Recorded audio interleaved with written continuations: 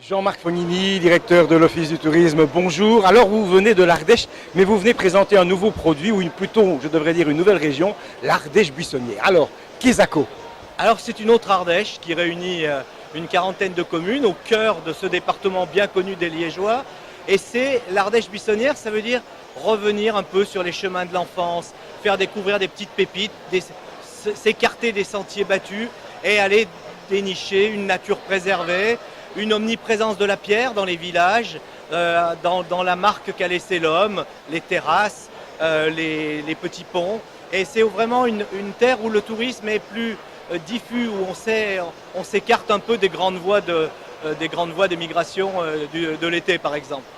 Donc, on laisse de côté Vallon-Pont d'Arc, Vals-les-Bains, etc. Et alors, ça s'appelle comment les villages que l'on va rencontrer dans l'Ardèche buissonnière? Alors, c'est une Ardèche peut-être plus authentique, mais qui est en même temps un lieu de séjour très proche, par exemple, de la caverne de Vallon, très proche de Bon-Gerbier de Jonc, très proche de grands points touristiques. C'est autour de Privas, qui est le chef-lieu du département de l'Ardèche. Cette Ardèche qui est un des au top 10 des départements français. Et nous avons des villages qui sont magnifiques en pierre, Chalancon, Beauchastel, les villages de caractère, et des tas de petits villages où il fait bon se perdre, un peu comme dans le Moyen-Âge, dans cette Ardèche buissonnière.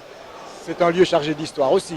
C'est un lieu chargé d'histoire, de la petite histoire quotidienne des hommes, mais aussi d'une histoire plus importante, notamment les Huguenots d'Ardèche qui ont combattu le pouvoir royal. Mais c'est aussi l'histoire de tout le filage de la soie. On appelait ces fabriques les moulinages. Et on peut encore aller à la quête de ce passé, mais le vivre au présent. Alors si vous aviez un argument massue à donner à notre spectateur, lequel serait-il pour qu'on vienne chez vous? Ce serait profiter de cette formidable attractivité de l'Ardèche, mais vivez-le dans un univers beaucoup plus couconné, dans un univers qui est beaucoup plus adapté à des vacances personnalisées, au cœur de la nature et la pierre toujours. Retour aux sources. En quelque sorte, mais au présent.